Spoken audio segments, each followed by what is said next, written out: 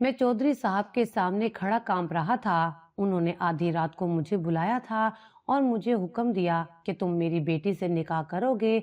मैं तो अनपढ़ जाहिल सा लड़का उस घर का मुलाजिम था। भला ये कैसे हो सकता था?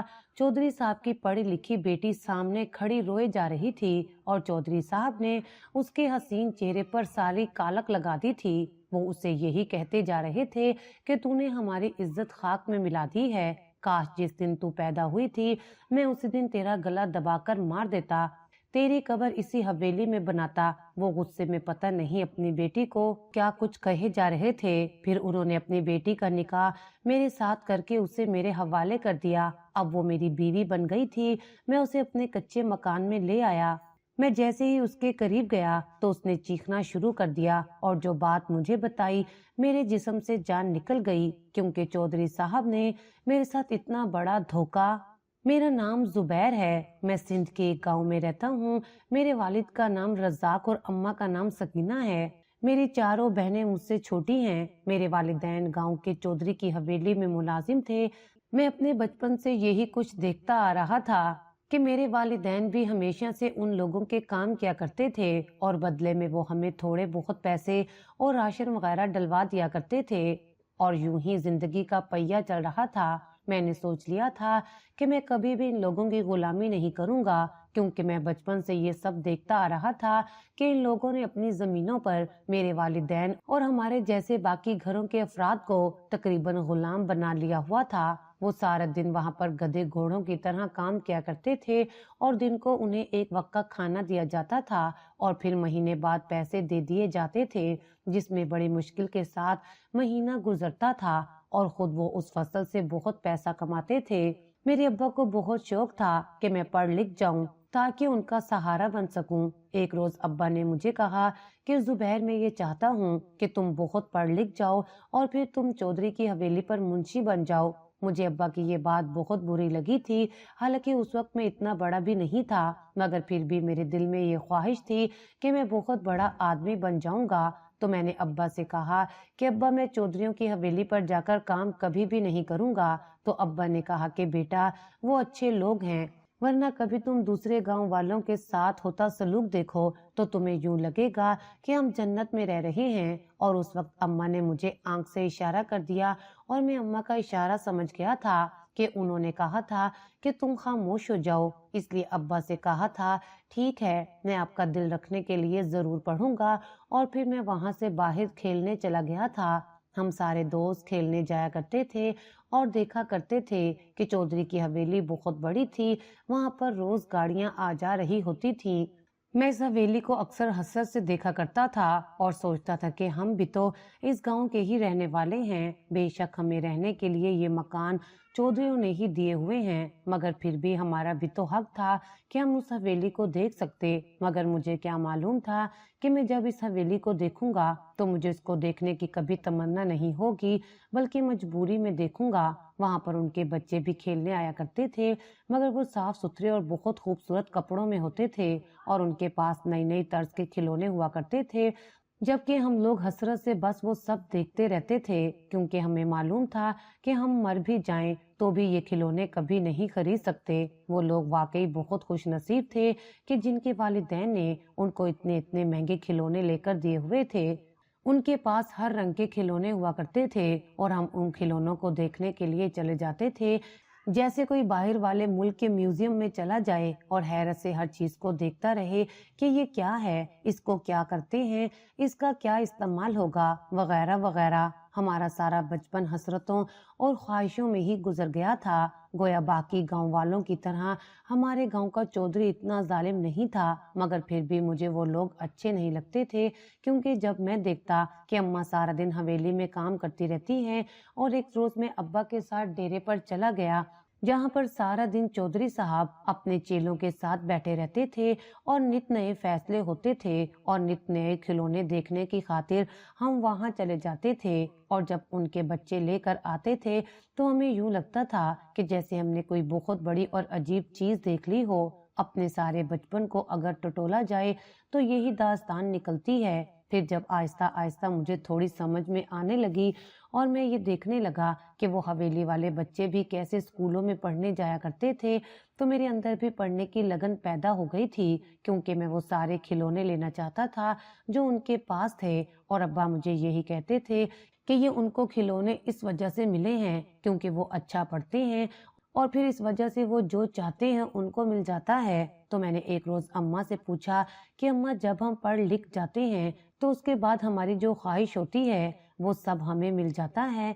तो अम्मा ने मेरी जाने मुस्कुराते हुए देखा और कहा कि बिल्कुल ऐसा ही है।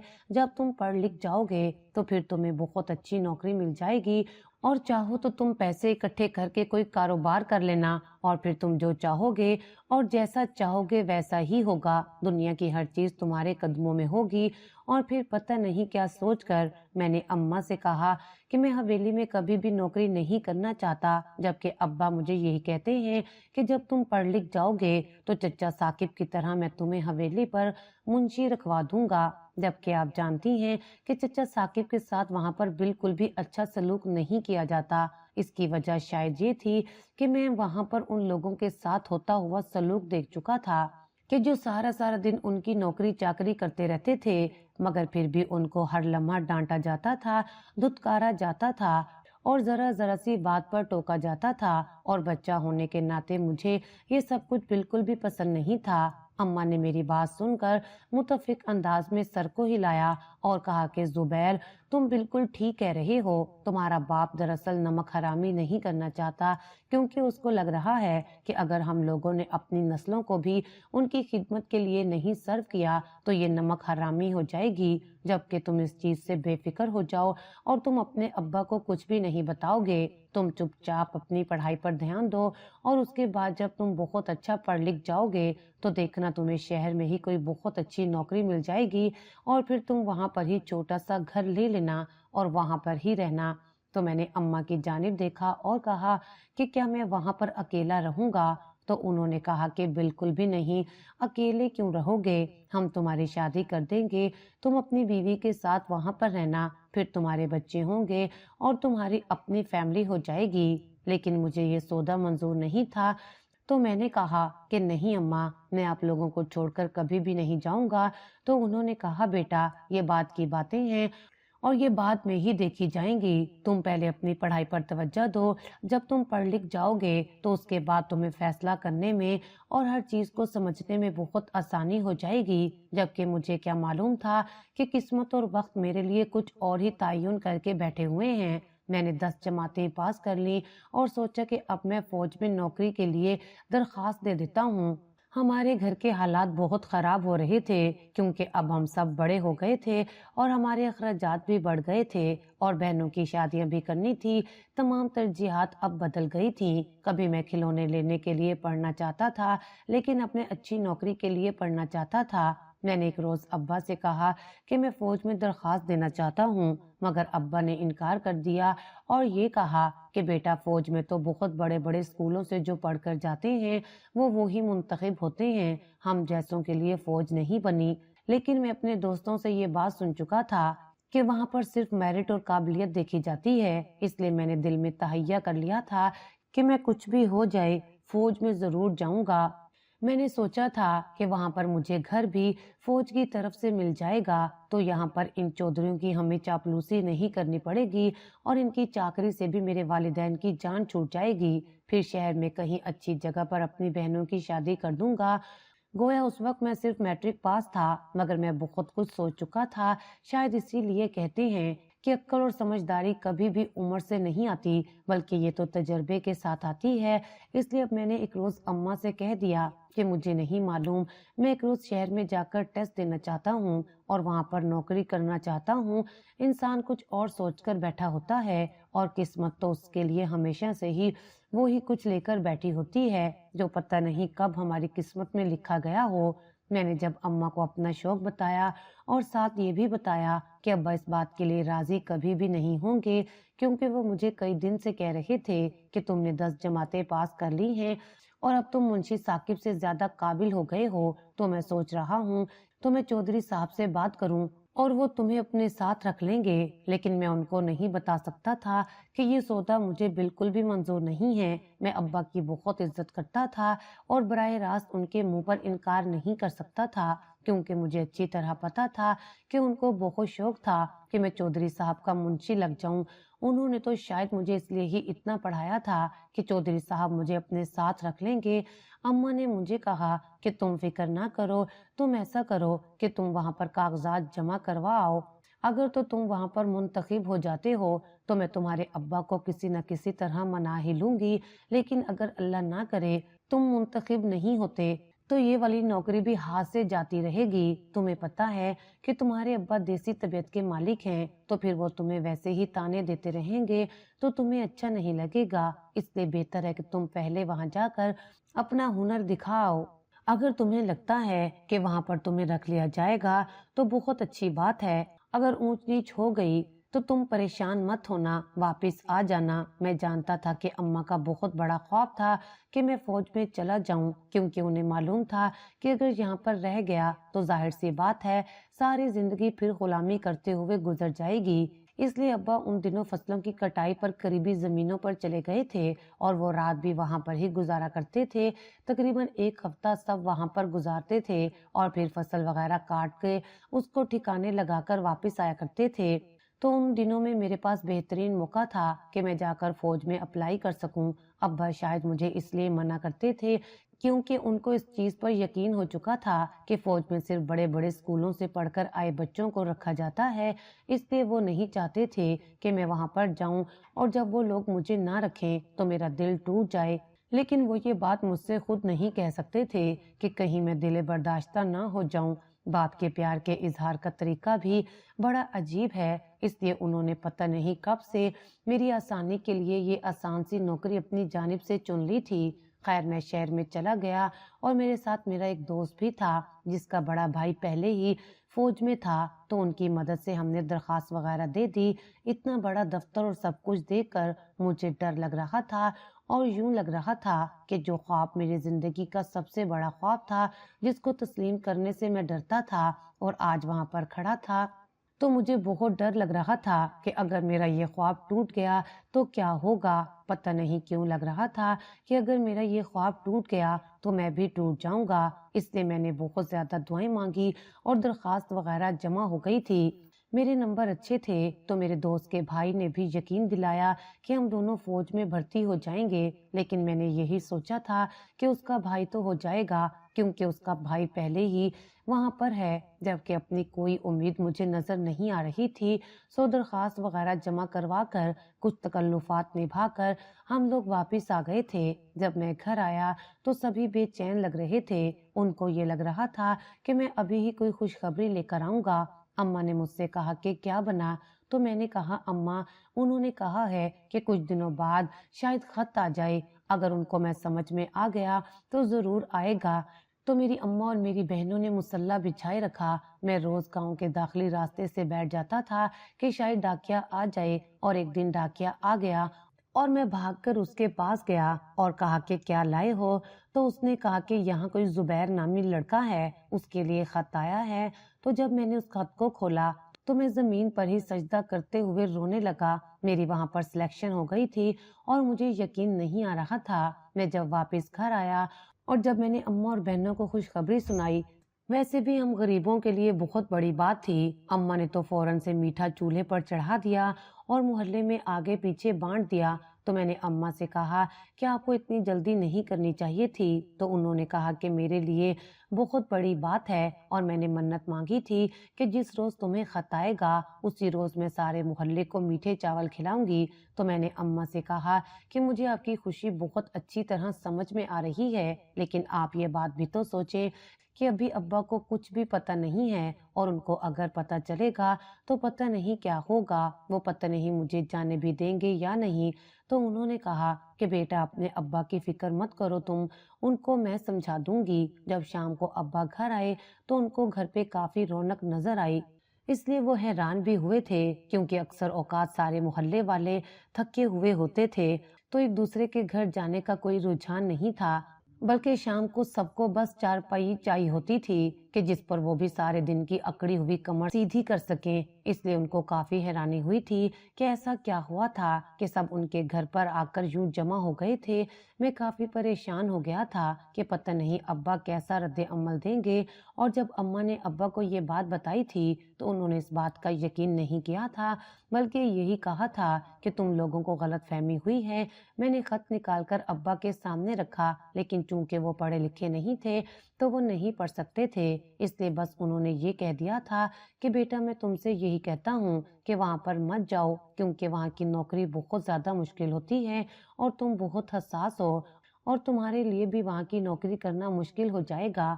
मैंने इसी वजह से तुम्हारे लिए चौधरी साहब के पास बात की थी।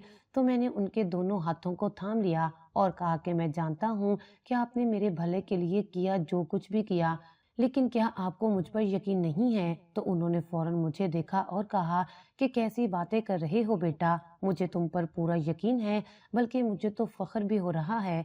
सब लोग कहा करते थे कि फौज में सिर्फ काबिल लोगों को रखते हैं, तो तुमने साबित कर दिया कि तुम बहुत काबिल हो। इसी वजह से तो तुम्हें वहां से खत आया है और तुमने अपनी काबिलियत साबित कर दी है, तो मुझे क्यों तुम पर फख्र नहीं होगा? बल्कि तुमने तो मेरा सीना फख्र से चौड़ा कर दिया है। लेकिन मैं ये भी जानता हूँ कि वहाँ पर बड़ी मुश्किल ट्रेनिंग होती है और तुम्हारे लिए बहुत मुश्किल हो जाएगी, क्योंकि हमने आज तक तुम्हें कोई वजनी चीज तक नहीं उठाने दी। तो वहाँ पर क्या करोगे?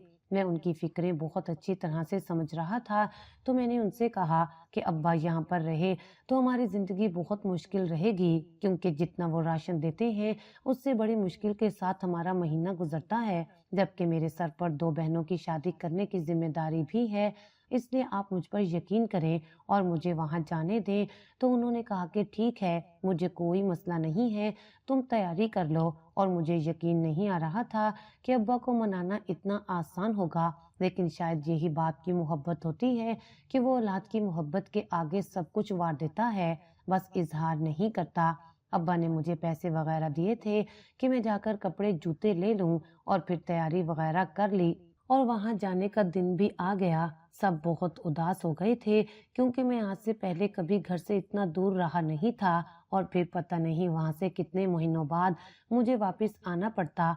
और मैं खुद भी काफी उदासी महसूस कर रहा था, मगर अंदर ही कहीं खुशी हो रही थी कि मैं अपने ख्वाबों की मंजिल की तरफ जा रहा था। लेकिन मुझे क्या मालूम था कि वहां जाकर मुझे क्या मिलने वाला है और ये ख्वाब किस तरह टूटने वाला है। मैं वहां पर चला गया और अपनी आंखों में बहुत से ख्वाब सजा लिए थे और सोचा था कि बस अब हमारी किस्मत बदल जाएगी। वहां पर जाकर बाकी जितने भी टेस्ट हुए वो सारे मैंने पास कर लिए थे, जो कि यकीनन मेरे वालिदैन और मेरी बहनों की दुआओं की वजह से मुमकिन हो पाया था, क्योंकि जब वो वहां पर मुझसे सवाल पूछते थे तो मुझे कुछ भी नहीं आता होता था। फिर उसके बाद मेरी नौकरी लग गई और तनख्वाह भी अच्छी मिलने लगी थी और मैं बहुत खुश था। जब पहली तनख्वाह मिली तो मैं घर आ गया और अपने घर वालों को जब दी तो मेरी अम्मा और अब्बा बहुत ज़्यादा खुश हो गए थे। और फिर मैंने अम्मा से कहा कि पहली तनख्वाह को आप जहां मर्जी इस्तेमाल कर लें, मगर उसके बाद मैं चाहता हूँ कि मेरी बहनों का जहेज बनाया जाए और फिर इनकी अच्छे अच्छे घरों में शादी कर दी जाए। तो अम्मा ने कहा था कि तुम फिक्र मत करो, मैं ऐसा ही करूंगी। और फिर उसके बाद मैंने सोचा कि सबको शहर में ले जाऊंगा, मगर अब्बा इस बात के लिए राजी नहीं हुए थे। और अम्मा ने भी कहा था कि बेटा वहां पर लड़कियों की शादी करना बहुत मुश्किल हो जाएगा, लेकिन जब तुम्हारी अपनी शादी होगी तो तुम अपनी बीवी को वहां पर ही रख लेना और अपनी बहनों की शादी तक तुम यहाँ पर ही रहो। तो मुझे उनके फैसले से कोई एतराज नहीं था, क्योंकि मैं उनकी भलाई के लिए ये सब करना चाहता था। मेरी नौकरी लग गई थी और मैं वहां पर फजूल खर्ची बिल्कुल भी नहीं करता था और तमाम पैसे अम्मा को वापस गांव में भेज दिया करता था। फिर एक रोज मेरी बहन का रिश्ता आ गया था, तो अम्मा ने मुझे कहा कि तुम भी आ जाओ और आकर देख लो। तो मैंने कहा कि आप लोग बड़े हैं, आप लोग देख रहे हैं। और उनको रिश्ता पसंद आ गया और यूं मेरी बहन की वहां पर बात पक्की हो गई और इत्तेफाक से उनका दूसरा बेटा था, तो उस दूसरे के लिए मेरी दूसरी बहन भी पसंद आ गई थी। तो यूं मेरी दोनों बहनों की वहां पर मंगनी हो गई। अब उन लोगों ने कहा था कि वो जल्दी शादी करना चाहते हैं। तो फिर हम लोग शादी की तैयारियां करने लगे थे और वहां से आते हुए भी मैं अपनी बहनों के लिए कोई ना कोई चीज ले आता था। क्योंकि मेरी ड्यूटी कराची की तरफ लगी हुई थी और वहाँ पर चीज़ें काफ़ी सस्ती मिल जाती थी, तो इसलिए मेरे लिए काफ़ी आसानी हो गई थी और हर बार मैं अपनी बहनों के लिए कोई ना कोई चीज़ ले जाता था। ज़िंदगी यूं ही बहुत खूबसूरती के साथ आगे गुजर रही थी और फिर तकरीबन 1.5 साल गुजर गया और मेरी दोनों बहनें, बल्कि तीनों बहनों का जहेज तकरीबन बन गया था। फिर मेरी बहन के ससुराल वालों ने कहा कि आपने हमसे 1 साल का वक्त मांगा था और अब हमें शादी कर दें, तो हम भी तकरीबन तैयार ही थे, इसलिए उनसे तकरीबन 1 महीने का और वक्त मांग कर तारीखें दे दी और फिर मेरी दोनों बहनों की शादी अच्छे से हो गई और मैं बहुत खुशी महसूस कर रहा था कि मैंने अपने अब्बा का बोझ बांट लिया था और यही मेरी ज़िंदगी की सबसे बड़ी कामयाबी थी और मैं इस पर बहुत ज़्यादा खुश था। एक बार मैं घर गया तो अम्मा ने कहा कि बेटा, मैं चाहता हूँ कि अब तुम्हारी भी शादी कर दी जाए। तो मैंने कहा कि अम्मा, मेरी अभी शादी की उम्र नहीं है। तो उन्होंने कहा कि बेटा, तुमने मैट्रिक इन हालात की वजह से थोड़ा देर से किया था, लेकिन तुम्हारी उम्र 20 साल हो चुकी है, तो मैं भी चाहती हूँ कि अब तुम्हारी भी शादी हो जाए, क्योंकि हमारे गांव में रिवाज था कि बच्चों की शादी जल्दी कर दी जाती थी। तो मैंने अम्मा से कहा कि मैं पहले ये चाहता हूँ कि मेरी दूसरी बहन की भी शादी हो जाए, तो उसके बाद तसल्ली के साथ आप मेरी जहाँ शादी मर्जी कर दीजिएगा, क्योंकि मैं अच्छी तरह जानता था कि मेरी माँ का ये ख्वाब था, यानी हर माँ की तरह उनको भी अरमान था कि बेटे की जल्दी शादी कर दी जाए। लेकिन उन दिनों कुछ और ही किस्मत मेरे लिए तय करके बैठी हुई थी कि अब्बा को दिल का दौरा पड़ा और उनका इंतकाल हो गया।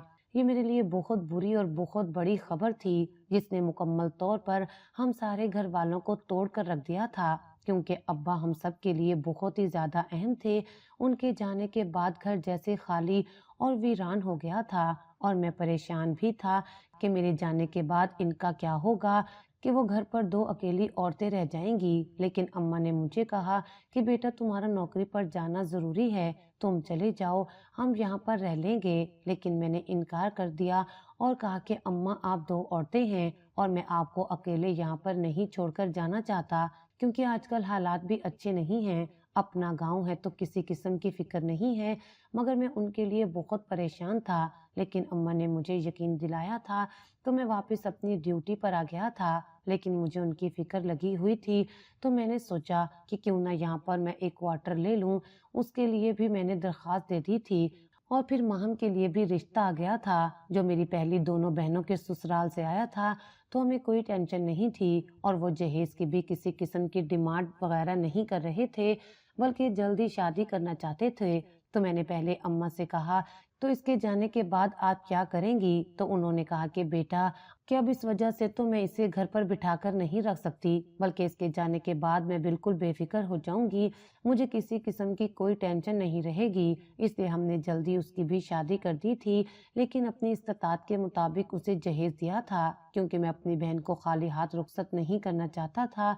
अब उसके जाने के बाद उदासियां ख़त्म होने का नाम ही नहीं ले रही थी कि इधर अम्मा का भी तकरीबन 6 माह बाद इंतकाल हो गया था और जब मुझे इत्तला मिली तो मेरे ऊपर सही मायनों में क़यामत टूट गई थी।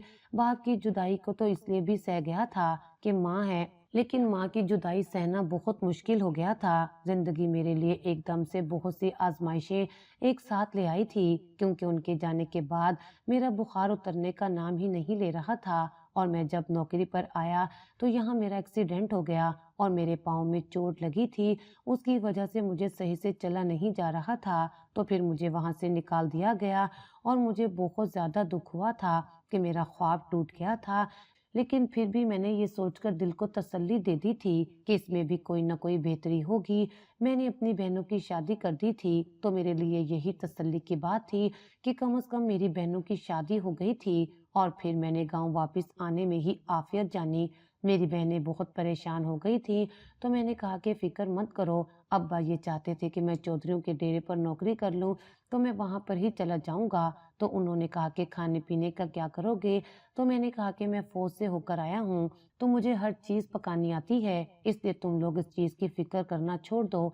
میں نے اگلے دن جاکر جب وہاں پر بات کی تو چودھری صاحب پہلے مجھے نہیں جانتے تھے، لیکن جب میں نے اپنے ابا کا حوالہ دیا تو پھر انہوں نے کہا کہ ٹھیک ہے، ہماری حویلی میں ڈرائیور کی کمی ہے تو تم کیا ڈرائیوری کر سکتے ہو؟ تو میں نے کہا جی بالکل میں کر سکتا ہوں۔ تو انہوں نے مجھے وہاں پر رکھ لیا تھا، جو کہ ان کو کسی بھی وقت کہیں بھی جانے کی ضرورت پڑ جاتی تھی، اس لیے انہوں نے مجھے حویلی میں ہی ایک کمرہ دے دیا تھا، یعنی کہ جو ملازمین کے کمرے تھے ان میں سے دیا تھا۔ کھانے پینے کی ٹینشن بھی ختم ہو گئی تھی اور میری بہنیں بھی بے فکر ہو گئیں۔ چودھریوں کی ایک بیٹی مجھے کافی مشکوک لگتی تھی اور مجھے یوں لگتا تھا کہ اس کا کسی کے ساتھ چکر چل رہا ہے۔ ایک روز میں نے اسے خود ہی موبائل پر بات کرتے ہوئے سنا تھا۔ وہ میرے ساتھ ہی گئی تھی کہ وہ کسی کے ساتھ بھاگنے کی منصوبہ بندی بنا رہی تھی اور وہاں کی ایک ملازمہ کا مجھے اچھی طرح علم تھا، تو میں نے اس سے بات بتا دی کہ وہ آج کسی سے ملنے گئی تھی اور بھاگنے کے منصوبے بنا کر آئی ہے۔ تو اس نے یہ بات کسی طرح چودھری صاحب تک پہنچا دی، تو میں بھی ڈر رہا تھا کہ بہت بڑا خطرہ مول لے لیا ہے، کہیں یہ میرے گلے ہی نہ پڑ جائے۔ مگر پھر میں نے سوچا کہ میں نے اپنا نمک حلال کرنے کی کوشش کی ہے، سو مجھے پریشان نہیں ہونا چاہیے، اور ایسا ہی ہوا۔ ایک روز ان کی بیٹی بھاگنے لگی تو چوکیدار نے اسے پکڑ لیا، شاید چودھری صاحب نے اسے الرٹ کر دیا ہوا تھا۔ مجھے اندر ہی کہیں ہلکی سی خوشی ہوئی تھی کیونکہ میں اسے دل ہی دل میں پسند کرتا تھا، لیکن اگلے روز میں تو حیران رہ گیا جب چودھری صاحب نے مجھے بلایا اور کہا کہ میں نے اپنی بیٹی رامین کا تمہارے ساتھ نکاح کرنے کا فیصلہ کر لیا ہے، اور میں بے یقینی سے ان کو دیکھ رہا تھا۔ تو انہوں نے کہا تمہیں کوئی اعتراض ہے؟ میں ان کو کیا بتاتا کہ میری تو مراد بھر آئی تھی اور پھر انہوں نے میرا اس کے ساتھ نکاح کر دیا تھا۔ میری بہنوں کو بھی بہت حیرت ہوئی تھی جب میں نے ان کو اچانک شادی میں آنے کا پیغام دیا تھا، لیکن میں نے ان کو سچ نہیں بتایا تھا کیونکہ میں نہیں چاہتا تھا کہ کبھی بھی وہ اسے اس بات کا تانا دیں۔ تو میری بہنوں نے کہا کہ وہ تو بہت پیاری ہے اور ہم بہت خوش ہیں کہ تمہاری اتنی اچھی جگہ شادی ہو رہی ہے، اور ویسے بھی میں جب سے فوج سے آیا تھا تو میں بھی بہت زیادہ خوبصورت ہو گیا تھا، اور چودھری صاحب نے اس کی ایک نہ سنی اور اس کا مجھ سے نکاح کر دیا اور زبردستی اسے رخصتی کر کے حویلی سے نکال دیا، اور مجھے کہا کہ یہ یہاں پر کبھی بھی نہیں آئے گی۔ میں اسے لے کر اپنے کچے گھر میں آ گیا اور دل میں سوچا کہ بیچاری کے ساتھ کوئی زیادتی ہو گئی ہے، ہر وقت یہ روتی رہتی تھی اور جتنی وہ پہلے اور ضدی تھی شادی کے بعد نہیں رہی تھی۔ ہم دونوں کے درمیان بات چیت تقریباً مکمل بند تھی۔ ایک دن وہ چارپائی پر لیٹی سسک رہی تھی، اچانک ہی بارش ہونے لگی۔ میں نے اسے اندر جانے کو کہا مگر وہ راضی نہ ہوئی، بلکہ اس نے کوئی جواب نہیں دیا۔ تو جب میں اسے چھو کر اٹھانے لگا تھا تو اچانک وہ چیختی ہوئی اٹھ کھڑی ہوئی اور اپنے کپڑے پھاڑنے لگی۔ میں نے اسے فوراً پکڑا اور کہا کہ کیا ہوا؟ تو جو بات اس نے کہی وہ سن کر مجھ پر آسمان ٹوٹ پڑا، اتنا بڑا دھوکہ اس کو دیا گیا۔ تو اس نے کہا کہ میں کسی کے ساتھ نہیں بھاگنے لگی تھی، بلکہ میرے چچا کی بیٹی یہ سب کرنا چاہتی تھی، اور میں اس کے لیے کسی کزن کے ساتھ منصوبہ بندی بنا کر آئی تھی کہ وہ ہماری حویلی میں آئے تو میں ابا سے ملاقات کروا دوں گی، اور اس روز میں اس کو ہی حویلی میں لینے آئی تھی تو میرے ساتھ یہ ہو گیا، اور میرے سر پر آسمان ٹوٹ پڑا تھا کہ یہ سب میری وجہ سے ہوا تھا۔ اور اس نے کہا کہ ابا نے میری ایک بات نہیں سنی، سر شرمندگی کے ساتھ جھک گیا تھا۔ تو اس نے کہا کہ میں تمہارے ساتھ خوش رہنا چاہتی ہوں، لیکن میں چاہتی ہوں کہ تم ابا کو جا کر ایک حقیقت بتا کر آؤ، کیونکہ میں نہیں چاہتی کہ ساری زندگی ان کو اس چیز کا غم رہے کہ میں شاید ان کو دھوکہ دے رہی تھی۔ تو میں نے اس سے وعدہ کیا کہ میں وہاں جا کر بات کروں گا، اور یہ بھی سوچ لیا ہے کہ میں ان کو سچ بتا دوں گا کہ یہ سب کس وجہ سے ہوا۔ میں جانتا ہوں وہ مجھے معاف کر دیں گے۔ اور اگلے روز میں نے جب جا کر حویلی میں چودھری صاحب کو سب کچھ سچ سچ بتایا تو دکھ سے ان کا رنگ زرد ہو گیا تھا اور کہنے لگے کہ مجھے تو یقین تھا کہ میری بیٹی ایسا نہیں کر سکتی، لیکن پتہ نہیں ایسا کیا ہو گیا تھا۔ پھر وہ ہمارے گھر آئے اور اس سے معافی مانگی کہ اس کی یہی مصلحت تھی کہ میری زندگی میں زبیر جیسا انسان اچھا آنا تھا، اور میں آپ کے اس فیصلے پر خوش ہوں۔ میں بس یہ چاہتی تھی کہ آپ سب سچ جان لیں۔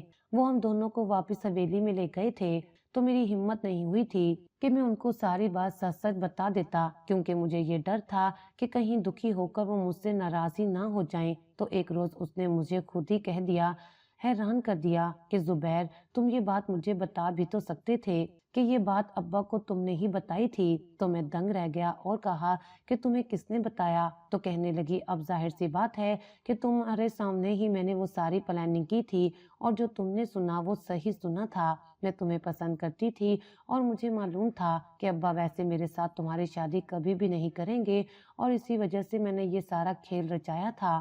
اور میں اس کی بات سن کر حیرانی سے اسے دیکھنے لگا تو وہ ہنس پڑی اور کہنے لگی کہ محبت اور جنگ میں سب جائز ہوتا ہے۔ اور پھر ہم دونوں ہنس پڑے تھے اور قسمت کے اس ملن پر حیران ہوئے تھے۔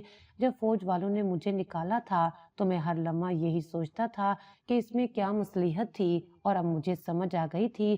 اور آپ لوگ بتائیں کہ میری زندگی کی کہانی آپ کو کیسی لگی؟ کمنٹ سیکشن میں جواب ضرور دیجیے گا۔